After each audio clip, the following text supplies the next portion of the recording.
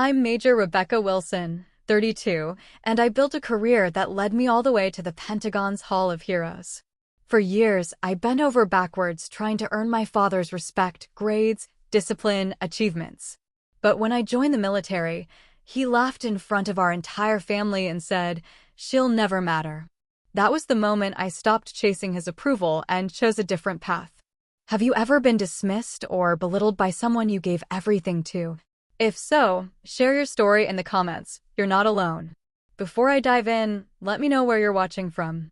And if you've ever had to stand up for yourself after being written off, hit that like button and subscribe for more true stories about boundaries, respect, and reclaiming your worth. What happened next might surprise you. 10 years into my military career, I received the kind of news that changes everything. I was sitting in my office, reviewing quarterly reports, when my commanding officer called me in for what I assumed would be a routine meeting. "Rebecca, I need to share something with you," Colonel Riviera said, gesturing for me to take a seat. "It's good news, but it's also going to be a significant adjustment." She handed me a formal letter bearing the seal of the Department of Defense. I read it twice before the words fully registered. I'd been selected for the Pentagon's Hall of Heroes. My portrait would hang alongside the most distinguished service members in American military history. The ceremony would take place in 6 weeks, with senior leadership from all branches attending. "This is unprecedented for someone at your level," Colonel Riviera explained. "The selection committee was impressed by your operational record, your leadership during the humanitarian crisis last year, and your contributions to strategic planning initiatives." I stared at the letter, feeling something between elation and disbelief. The Hall of Heroes represented the pinnacle of military recognition. Officers spent entire careers hoping to be considered for such an honor. "There will be a formal ceremony," she continued. "You'll need to provide a list of guests you'd like to invite. Family, mentors, people who've been important to your development as an officer." That night, I sat in my apartment with the invitation list spread across my kitchen table. The obvious choices were easy: current and former colleagues who'd supported my career, mentors who'd guided my development, close friends from various assignments.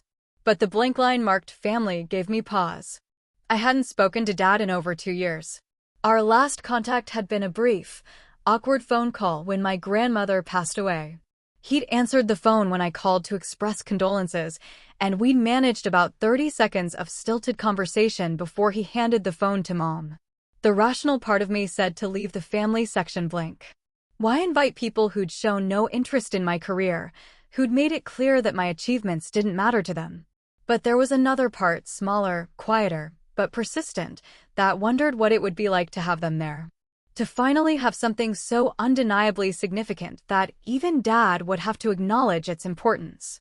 I filled out the rest of the invitation list and left the family section empty. For 3 weeks, I threw myself into preparation for the ceremony. There would be media interviews, speeches to write, coordination with Pentagon protocol officers. The magnitude of the honor was starting to sink in as I learned more about previous recipients and what the selection meant for my career trajectory. Then Mom called. "Rebecca, honey, I heard through the grapevine that something big is happening with your work. Mrs. Patterson from high school mentioned she saw an article about you in the base newsletter online." I'd forgotten that my old guidance counselor followed military news, probably keeping track of former students who'd gone into service. "It's a recognition ceremony," I said carefully. "For work I did on a project last year." "That sounds wonderful.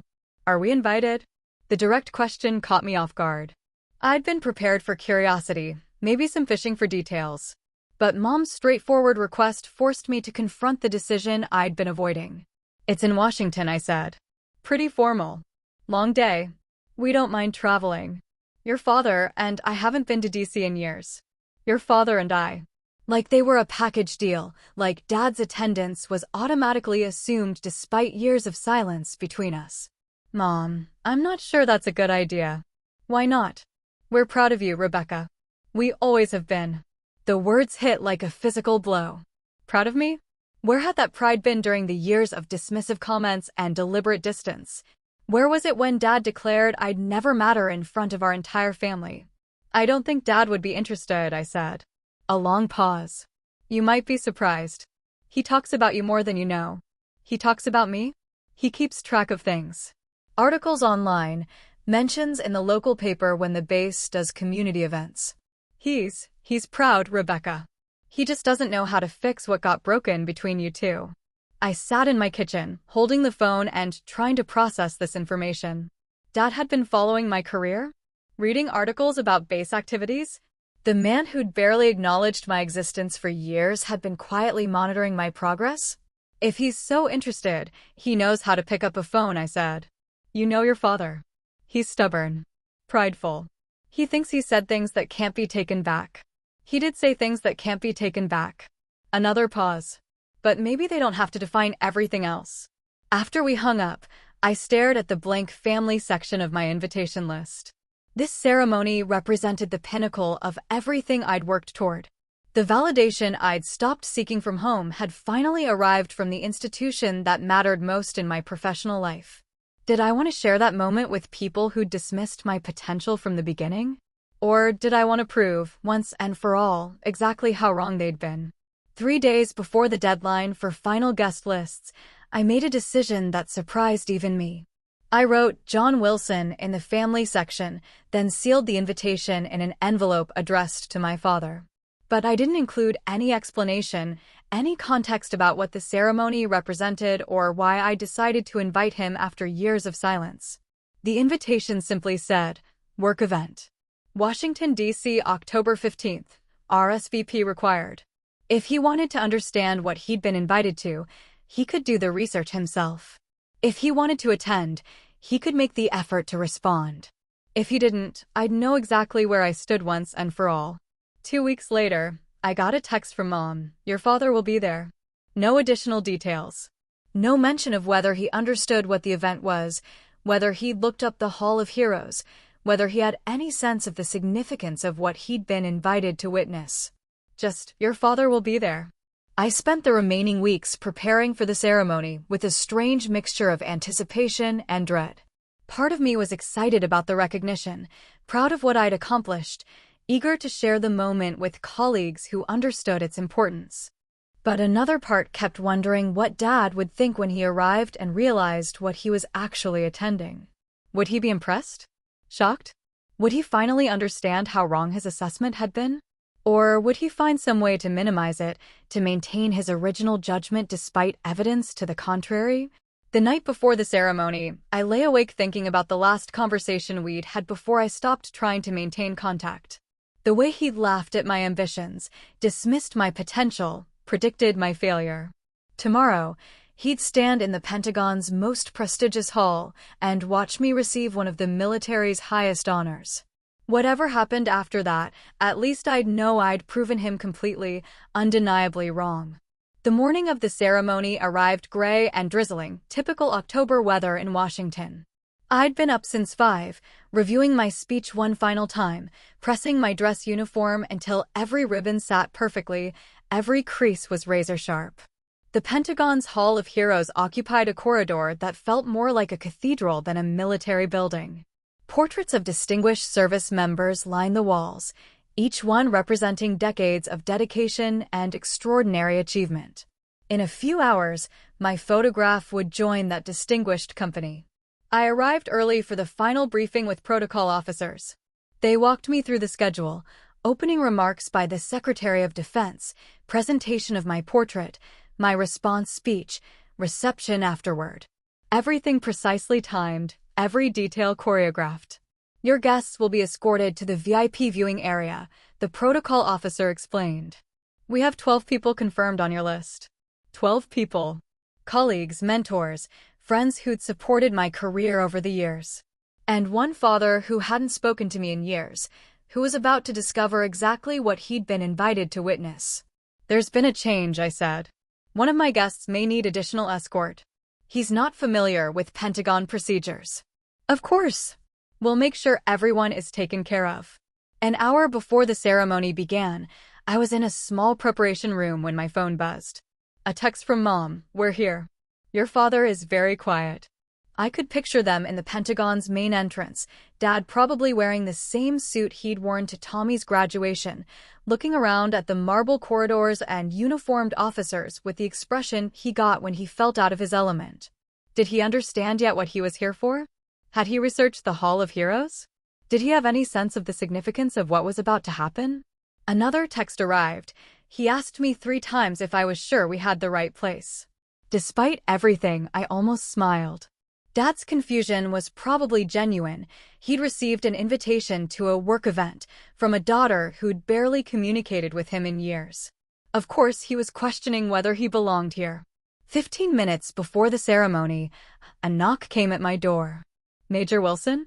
There's a gentleman here who says he's your father. He's asking to speak with you. My chest tightened. This wasn't part of the schedule. Guests were supposed to be seated in the viewing area, not requesting private meetings with the honorees. Send him in. Dad appeared in the doorway wearing his gray suit and the expression I remembered from childhood, slightly uncomfortable, trying to project confidence while clearly feeling uncertain about the situation. We looked at each other for a long moment. He seemed smaller than I remembered, grayer around the temples, less imposing than the figure who dominated my early memories. Hello, Rebecca. Dad. I wanted to. He stopped, looked around the small room with its official portraits and military protocol materials scattered across the desk. I wanted to talk to you before whatever this starts. What do you think this is? He was quiet for several seconds, studying my dress uniform with its rows of ribbons, the formal atmosphere of the building around us. I'm not entirely sure, he said finally. But I'm starting to realize it's bigger than I thought when I agreed to come. Why did you come? The question surprised both of us. I hadn't planned to ask it, but once the words were out, I realized I genuinely wanted to know. Because you invited me, he said simply. First time in years you've asked me to be anywhere. That's not why I stopped inviting you. I know. He looked down at his hands, then back at me. I know why you stopped. We stood there in silence, 10 years of unspoken hurt filling the space between us. I could hear activity in the corridor outside, guests being seated, final preparations being made. Rebecca, I need to tell you something before this starts, Dad said. I was wrong. About everything. About what I said at Tommy's party, about what I thought you could accomplish, about. He gestured vaguely around the room. About all of this. The words I'd waited years to hear, delivered 5 minutes before the most important ceremony of my career. I know, I said. Do you? Because I've been carrying this around for a long time, and I wasn't sure I'd get another chance to say it. A protocol officer appeared in the doorway. Major Wilson? It's time.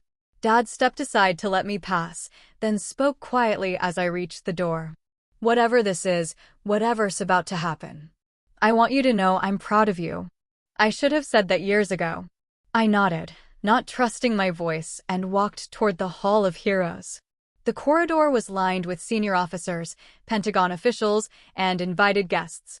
Camera crews positioned themselves for optimal angles. Everything felt surreal, like I was watching someone else's life unfold. The Secretary of Defense stepped to the podium and began speaking about service, sacrifice, and the extraordinary achievements that earned recognition in this hall.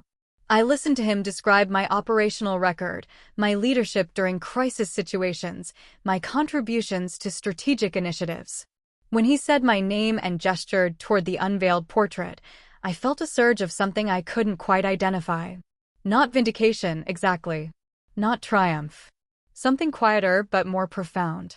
I looked out at the assembled guests and found Dad in the VIP section. He was staring at my portrait with an expression I'd never seen before, shock, pride, something that looked almost like awe. For the first time in my adult life, I had his complete attention. When I stepped to the podium to deliver my remarks, I spoke about service, about the privilege of leading others, about the importance of institutions that recognize excellence regardless of background or family history. I didn't mention Dad directly. I didn't need to. Standing in that hall, surrounded by portraits of American heroes, speaking to an audience of military leaders and Pentagon officials, I realized I'd already said everything that needed to be said. Not with words, but with a life lived on my own terms. After the ceremony, Dad approached me during the reception. We stood together in front of my portrait, neither of us speaking for several minutes. "I never imagined," he said finally. "I know. When you were growing up, I thought I understood what success looked like. I thought I knew what mattered." I waited for him to continue. "I was wrong about a lot of things. But I was most wrong about you." It wasn't an apology exactly. It was something more honest, an admission that his entire framework for understanding achievement had been flawed from the beginning. "Thank you for coming," I said. "Thank you for inviting me. Even after everything." We shook hands, formal, but genuine. Two adults who'd finally found a way to see each other clearly. Walking out of the Pentagon that day, I realized I'd gotten everything I'd worked for. Not just the recognition, not just the career success, but something more fundamental. I'd proven to myself that respect isn't something you wait for someone else to give you.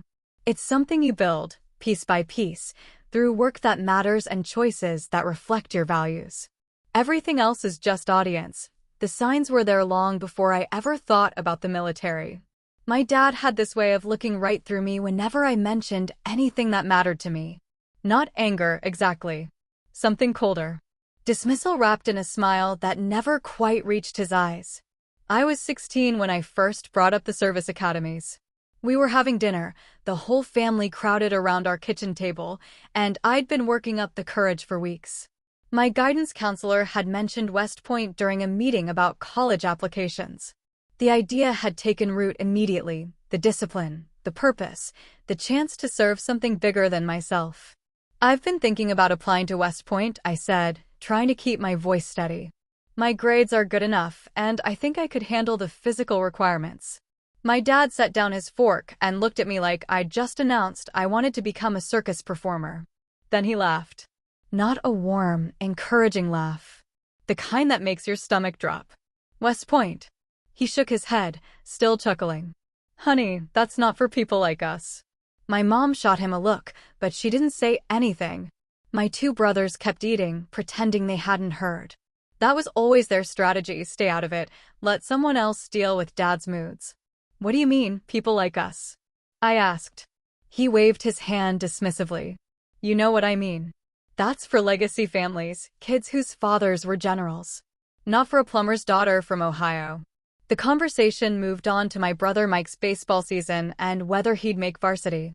Dad's whole demeanor changed when he talked to Mike, leaning forward, asking detailed questions, actually listening to the answers. I finished eating in silence, that familiar weight settling in my chest. Later that night, I researched the service academies online until my eyes burned. I printed out application requirements, admission statistics, everything I could find. The numbers were daunting, but they weren't impossible. Kids from all kinds of backgrounds got accepted. Small-town kids, first-generation college students, people whose parents had never worn a uniform. I kept the printed pages in a folder under my mattress. The pattern continued through my junior and senior years. When I joined the debate team and started winning tournaments, Dad would nod absently when I told him about it, then immediately ask Mike about football practice. When I made honor roll 3 semesters in a row, he'd grunt acknowledgement and change the subject to my younger brother Tommy's baseball stats. It wasn't that he was cruel. He just had a limited amount of attention, and most of it went to my brothers. They were athletes, like he'd been. They were loud and confident, filling up rooms the way he did. I was quieter, more serious, someone who earned respect through consistency rather than charisma. During my senior year, I applied to 3 service academies and 2 regular universities. I didn't tell anyone in my family about the academy applications. The rejection letters came first, 2 thin envelopes that I opened alone in my bedroom. The 3rd letter was thicker. I got into the Naval Academy. I stared at the acceptance letter for a long time, reading it over and over to make sure I wasn't imagining it. Then I walked downstairs to where my parents were watching television. "I got accepted to the Naval Academy," I said. My mom looked up from her magazine. "What's that?" "It's one of the military schools I applied to. In Maryland. Full scholarship, plus they pay you a salary." Dad muted the TV and turned to face me. "You applied to military school?" 3 of them, actually. This was the only one that accepted me. He was quiet for a long moment, studying my face like he was trying to figure out if I was joking. When did you apply? Last fall. The application process takes months. And you didn't think to mention this to your parents? There was an edge to his voice now, the one that appeared when he felt like someone was going behind his back. I'd heard it plenty of times when he argued with contractors or dealt with difficult customers. I mentioned West Point at dinner last year. You laughed. My mom closed her magazine. Sweetie, this is a big decision. We should have been involved in the process. Why?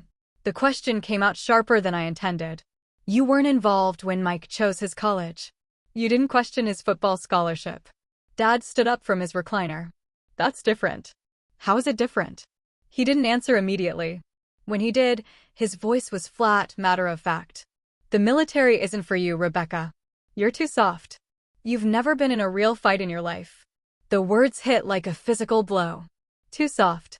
Coming from someone who'd never seen me get up at 5 a.m. for track practice, never watched me work 2 jobs to save money for college, never noticed that I was the one who kept the family organized when Mom got overwhelmed. I can handle it, I said. He sat back down and unmuted the TV. We'll see. That was it. No congratulations, no questions about what the academy was like or when I'd leave. Just, we'll see, delivered like a verdict. Over the next few months, as I prepared for plebe summer, Dad's attitude shifted from dismissive to something approaching disappointment. Not in my choice, but in me for making it. He'd make comments about military people being all show, about officers who thought they were better than everyone else. When relatives asked about my plans, he'd say I was trying out the military, like it was a hobby I'd abandon after a few weeks. The night before I left for Annapolis, he knocked on my bedroom door. I was packing my single-allowed bag, trying to fit everything I'd need for the next 4 years into a space smaller than my backpack. You sure about this? He asked. I looked up from folding my clothes. Yes. It's not too late to change your mind. That state school offered you a scholarship too. I'm sure, Dad. He nodded slowly, then turned to leave. At the doorway, he paused. Just remember, if this doesn't work out, you can always come home.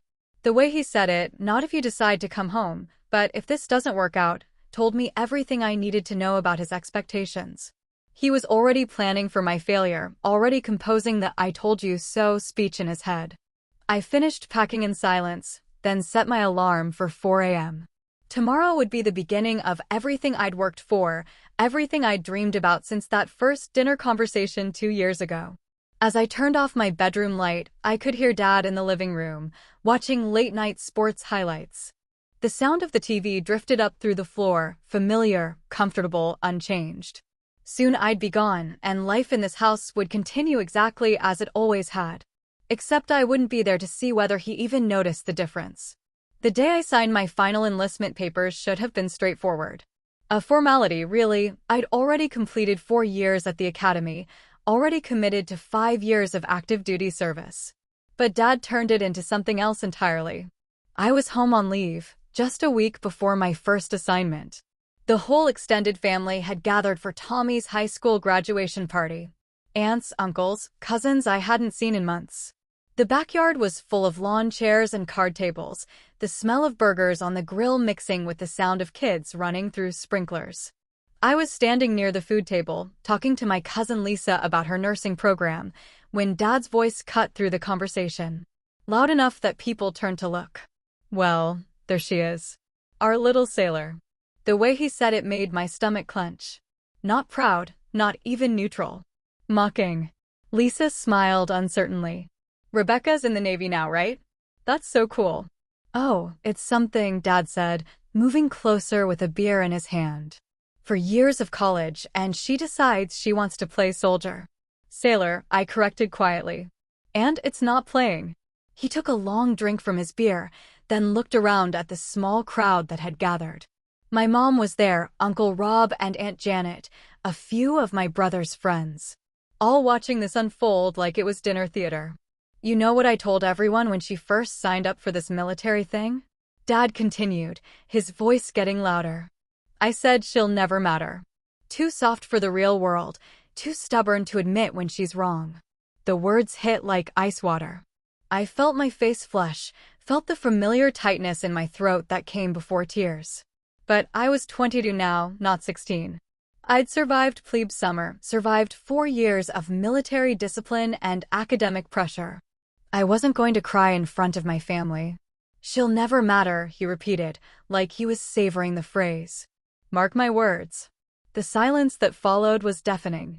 Lisa looked down at her plate. Uncle Rob cleared his throat and mumbled something about checking on the grill. My mom busied herself rearranging chips and dip containers that didn't need rearranging. No one corrected him. No one defended me. They just stood there, letting his words hang in the summer air like smoke. I set down my drink and walked inside. Not storming off, not making a scene. Just leaving because staying would have meant saying things I couldn't take back. In the bathroom, I splashed cold water on my face and stared at myself in the mirror. The woman looking back wore dress whites with ribbons I'd earned, carried herself with the posture that had been drilled into her during 4 years of military training.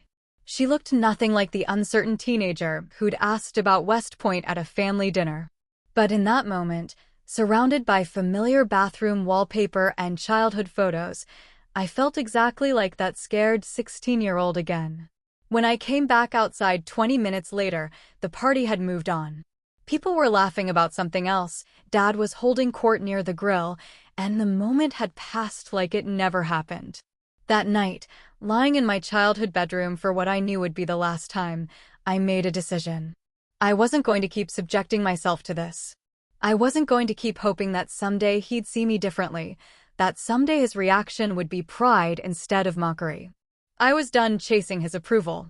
The next morning, I left for my first duty station 3 days early.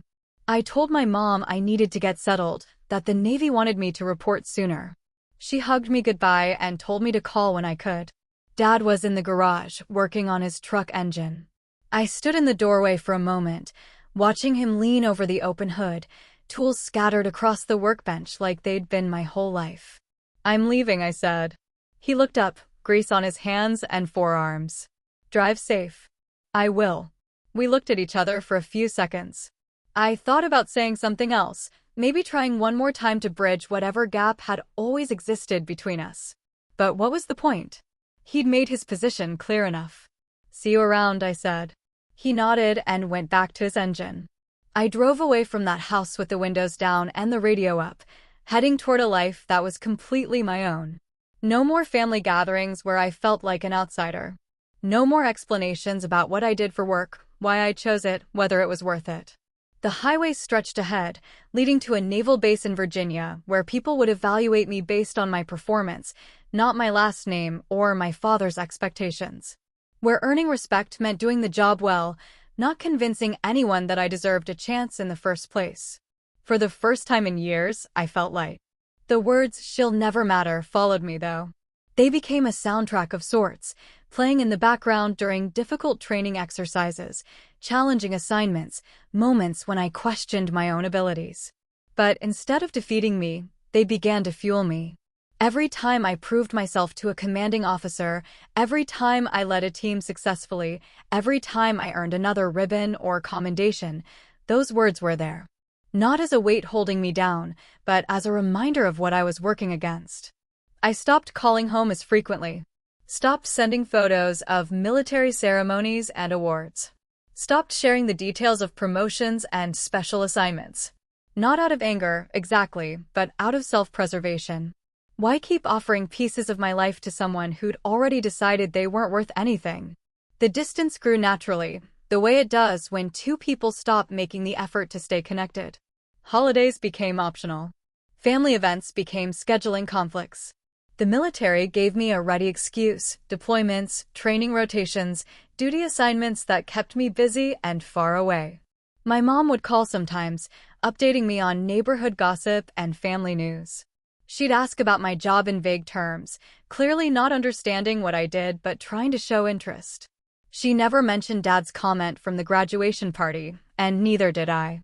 But I remembered it. And I carried it with me into every challenge that came next, every moment when I had to prove myself all over again. Sometimes the best motivation comes from the worst places. The sting of Dad's words cut deeper because of how hard I'd tried to earn his respect growing up. I was the kid who never had to be asked twice to do chores, who brought home report cards full of A's, who followed rules even when nobody was watching. My earliest memories are of trying to get his attention the way my brothers did. When Mike started playing Little League, I begged to join too. But there was no girls' team in our small town, and Dad never pushed for me to play on the boys' team the way some other parents did. Instead, he'd take Mike to practice while I stayed home with Mom, helping fold laundry or prep dinner. "Girls don't need sports like boys do," he'd say when I complained. "You've got other talents." But he never seemed particularly interested in those other talents either. When I joined the school choir and made it into the select ensemble, he'd nod politely at dinner when I mentioned upcoming performances. When the choir won regional competitions, he'd say, "That's nice," and ask Mike about his batting average. When I started tutoring classmates in math and earning money for it, he'd comment that it was good I was learning to work, then launch into stories about the construction jobs he'd worked as a teenager. Everything I accomplished got filtered through this lens of mild approval, followed by immediate redirection to my brothers. It wasn't malicious. Dad wasn't trying to hurt me. He just had limited bandwidth for parental attention, and most of it went to the kids who reminded him of himself. Mike was loud, athletic, the kind of confident that comes from always being the biggest kid in the room. Tommy was funny, charming, someone who could talk his way out of trouble and make adults laugh while he did it. They filled up space naturally, demanded attention without even trying. I was different. Quieter, more serious, someone who earned recognition through consistency rather than flash. I got satisfaction from completing difficult projects, from being the person others could rely on. But those qualities didn't translate well at family gatherings or dinner conversations. The worst part was that I kept trying anyway. Even after it became clear that Dad's interest was limited, I couldn't stop hoping that the next achievement would be the one that finally impressed him. In high school, I joined the debate team and discovered I was good at it. Really good. I could research complex topics, construct logical arguments, think quickly under pressure. We started winning tournaments, and I earned individual speaking awards at nearly every competition. I'd come home with trophies and certificates, excited to share the news. Dad would look at whatever I'd won, say something like, "Good job," or "Keep it up," then immediately turn to Mike. "How'd baseball practice go today?" And Mike would launch into a detailed recap of every inning, every play, every comment the coach had made. Dad would lean forward, asking follow-up questions, his whole body language changing from polite attention to genuine engagement. I'd sit there holding my debate trophy, watching him light up for my brother in a way he never did for me. It wasn't that Dad disliked me. He'd brag to his friends sometimes about my grades, mention to coworkers that I was smart or responsible. But it felt like he was describing a useful piece of equipment rather than his daughter. When I started thinking seriously about the military, part of me wondered if that might finally be something that would impress him. Dad had grown up hearing stories about his own father's service in Korea, had always spoken respectfully about military people. Maybe this would be different. Maybe this would finally be the thing that made him proud. The service academy idea came from my guidance counselor, Mrs. Patterson. She'd noticed my grades and leadership activities, suggested I look into schools that might offer full scholarships. "Have you considered the military academies?" she asked during a meeting about college applications. "Your academic record is strong enough, and they're always looking for well-rounded students." I'd never thought about the military before that conversation. But something about the idea appealed to me immediately. The structure, the purpose, the chance to serve something bigger than myself. And yes, if I'm being honest, the hope that maybe this would finally be something Dad respected. I researched everything I could find about West Point, Annapolis, the Air Force Academy. I read about the admission requirements, the academic programs, the career opportunities afterward. The more I learned, the more convinced I became that this was exactly what I wanted. But when I brought it up at dinner that night, Dad's reaction told me everything I needed to know about his expectations for me. The laugh, the dismissive comment about people like us, the immediate shift in attention to Mike's sports achievements. It should have discouraged me. Instead, it made me more determined. I applied to all 3 academies in secret, spending hours on essays and applications after everyone else had gone to bed. I arranged for teacher recommendations, took the required fitness tests, completed interview processes without mentioning any of it at home. When the acceptance letter came from Annapolis, I felt a surge of vindication that was almost overwhelming. I'd done it. I'd gotten into one of the most competitive schools in the country, earned a full scholarship to an institution that produced leaders and officers. But Dad's reaction when I told him was the same dismissive attitude I'd gotten my whole life, wrapped in new words. "Too soft," he said, like he was stating a simple fact about the weather. Standing in our living room that night, holding the acceptance letter that represented years of hard work and careful planning, I realized something important. Nothing I achieved was ever going to change his fundamental assessment of who I was. The revelation should have been devastating. Instead, it was liberating. I was done trying to earn something that was never going to be offered freely. I was done measuring my worth by his reaction to my accomplishments. I was done hoping that the next achievement would be the one that finally made him see me clearly. From now on, I do things because they mattered to me, because they aligned with my values and goals. If Dad approved, fine. If he didn't, that was his choice. But I wasn't going to keep waiting for permission to matter.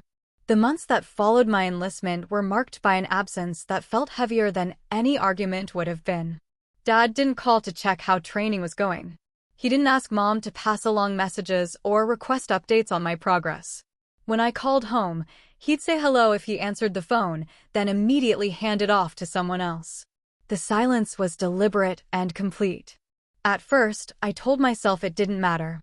I was busy with the demands of military life, learning new systems, adapting to the culture, proving myself to instructors and peers who didn't know or care about my family dynamics. But during quiet moments, usually late at night when homesickness crept in, I felt the weight of that silence. My brothers called occasionally. Mike would give me updates on his college baseball season. Tommy would complain about high school drama. They never mentioned Dad directly, but sometimes they'd reference family gatherings I wasn't invited to, conversations that happened without me. "Dad's been working on the garage," Mike mentioned during one call. "Converting part of it into a workshop. You should see all the tools he's collected." The casual way he said it, like I might just drop by sometime to check it out, made it clear that my absence had become so normalized that my brothers didn't even think about it anymore. Mom was different. She'd call regularly, ask careful questions about my job, my living situation, whether I was eating enough. But she never brought up Dad's behavior, never acknowledged that there was anything unusual about our lack of communication. "How are things at home?"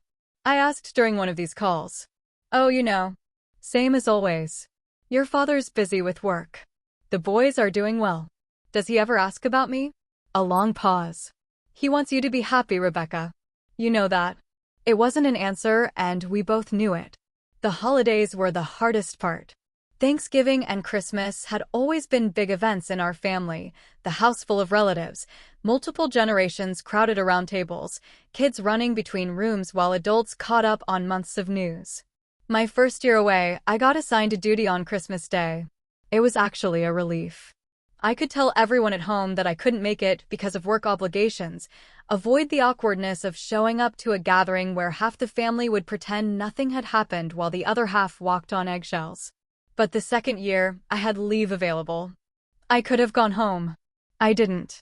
Instead, I spent the holidays with other service members whose families were too far away or too complicated to visit. We cooked dinner together in the base kitchen, watched football, exchanged small gifts. It felt more like family than most of the family gatherings I'd attended growing up. Mom called on Christmas morning. "We missed you yesterday," she said. The house felt empty. "I'm sure you had plenty of people there." It's not the same without all my children. I wanted to ask if Dad had noticed my absence, if anyone had mentioned my name, if the empty chair at the dinner table had prompted any conversation about why I wasn't there. But I already knew the answer. "Maybe next year," I said, knowing I probably wouldn't mean it when next year came around. The distance became easier with time. Months would pass between phone calls home. I stopped sending cards on birthdays and anniversaries. When Mom would ask about my job, I'd give general answers, "It's going well," or "I'm learning a lot," without sharing specific details about promotions or commendations. Why offer pieces of my life to people who'd already decided they weren't interested? I built a different kind of life instead. Military friendships that were based on shared experiences and mutual respect. Mentors who evaluated me on performance rather than family history.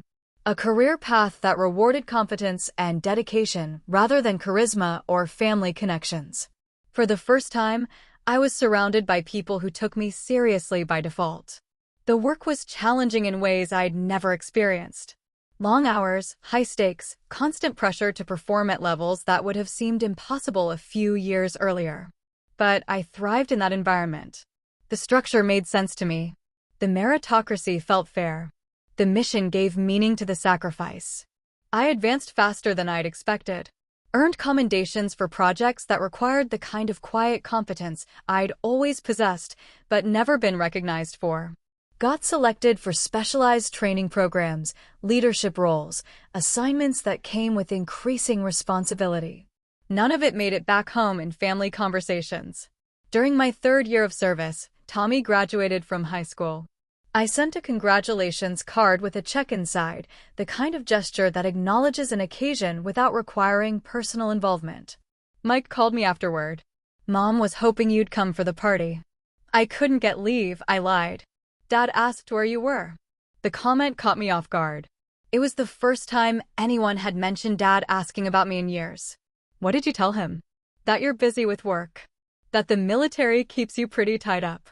I waited for more details, what Dad had said in response, whether he'd seemed disappointed or just curious. But Mike moved on to other topics, and I didn't push. That night, I sat in my apartment thinking about what it meant that Dad had asked about me. Was it genuine interest or just polite conversation? Was he starting to regret the silence, or was he simply making small talk at a family gathering? I realized it didn't matter. Even if Dad was having second thoughts about our estrangement, even if he was starting to miss having me around, I wasn't going to be the one to reach out. I'd spent too many years chasing his approval, too many conversations hoping for a different reaction. The person who had declared that I'd never matter in front of our entire extended family was welcome to make the first move toward reconciliation. Until then, I had a life to build and a career to focus on. And I was doing just fine without his permission. By my 5th year of service, I'd stopped thinking about Dad's approval as something I needed. The military had given me what I'd been searching for my entire childhood, recognition based purely on merit, respect earned through competence, and a clear understanding of what success looked like. I was promoted ahead of schedule twice, selected for leadership positions that typically went to officers with more seniority. My fitness reports consistently rated me in the top 5% of my peer group. I'd completed specialized training programs, led successful missions, earned commendations from commanding officers who barely knew my first name, much less my family background. For the first time in my life, I felt genuinely valued for who I was rather than who I was supposed to be. The work itself had evolved beyond what I'd imagined when I first enlisted. I was no longer the uncertain young officer trying to prove herself worthy of the uniform. I was running complex operations, managing teams of experienced personnel, making decisions that affected real missions with real consequences. My apartment near the base reflected this new confidence. It was small but carefully arranged, filled with books on military strategy and leadership, photographs from deployments and training exercises, awards and certificates that marked professional milestones rather than family memories. I'd created a life that was entirely my own. The estrangement from home had become so normalized that I rarely thought about it anymore. Months would pass without contact beyond the occasional text from Mom or brief call from one of my brothers. I developed a circle of military friends who understood the demands of service life, who didn't ask complicated questions about why I never went home for holidays. When people talked about their families, I'd listen politely and change the subject. When someone asked about my background, I'd give the basics: small town in Ohio, working class family, without elaborating on current relationships or communication patterns. It was easier that way. Clean. But the anniversary of Dad's "she'll never matter" comment still caught me off guard each year. Not with sadness, exactly. More like the ache of an old injury that flares up during certain weather patterns. A reminder of something that had shaped me, even though I'd moved beyond its immediate impact. During my 6th year, I was selected for a special assignment that required extended travel and minimal contact with home. Months passed without checking in with anyone in Ohio. When I finally called Mom, she sounded genuinely relieved to hear from me. "I was starting to worry," she said. "It's been so long since we've talked. I've been busy with work. Special project. Can you tell me about it?" I gave her the same general description I'd been giving for years: demanding schedule, interesting challenges, good opportunities for advancement. She listened the way she always did, asking polite follow-up questions that showed she was trying to understand without really grasping the specifics. "Your father asks about you sometimes," she said near the end of the call. It was the second time someone had mentioned this in 3 years.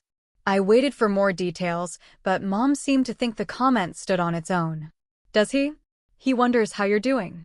Whether you're happy with your choices." The phrasing was careful, diplomatic.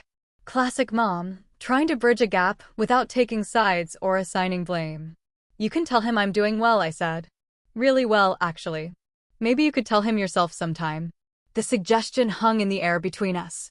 I could picture Mom in the kitchen, probably wiping down counters while she talked, hoping that this conversation might be the beginning of some larger reconciliation. "Maybe," I said, knowing I didn't mean it. After we hung up, I sat in my office reviewing the reports I'd been working on before the call. Performance evaluations for the team I supervised, project summaries for senior leadership, recommendations for junior officers who were ready for increased responsibility. All of it evidence of a career that had exceeded every expectation I'd had when I first enlisted. I thought about what it would be like to share these details with Dad, to explain the scope of my responsibilities, the complexity of the problems I solved, the respect I'd earned from colleagues and superiors. Would he be impressed? Would he finally understand that his assessment had been wrong? Or would he find ways to minimize it, the way he'd minimized everything else I'd accomplished over the years? The question felt irrelevant now. I wasn't the same person who desperately wanted his approval at family gatherings. I wasn't the teenager who'd applied to service academies partly to prove she was worthy of respect. I was someone who'd built a successful career based on her own abilities and determination. Someone who'd earned recognition from people whose opinions actually mattered in the context of the work I cared about. Dad's validation had become as unnecessary as his criticism. Still, when I was selected for another promotion later that year, one that came with significant responsibility and recognition, I found myself composing a mental letter to him, describing what the advancement meant, what I'd accomplished to earn it, how wrong he'd been about my potential. I never wrote the actual letter. Never called home to share the news. Never even mentioned it to Mom during our infrequent conversations. But the mental exercise served its purpose. It reminded me how much I'd grown, how far I'd traveled from the uncertain young woman who'd once craved his approval. These days, I measured success by different metrics. The trust of my commanding officers. The respect of the people I led. The knowledge that I was contributing something meaningful to causes larger than myself. I'd found what I'd been looking for all along. It just hadn't come from the place I'd expected to find it. Some bridges aren't worth rebuilding. Some relationships aren't worth salvaging. Sometimes the best thing you can do is move forward and build something better on your own. And that was the day my father walked into the Pentagon and saw my face on the Hall of Heroes wall. I didn't need his words anymore. The silence said enough. What about you? Have you ever had someone tell you that you'd never matter and then you prove them wrong? Did you ever get the chance to show them, or did you move forward without looking back? Drop your story in the comments. I'd love to hear it. And if this resonated with you, don't forget to like, share, and subscribe for more true stories about strength, respect, and finding your own path.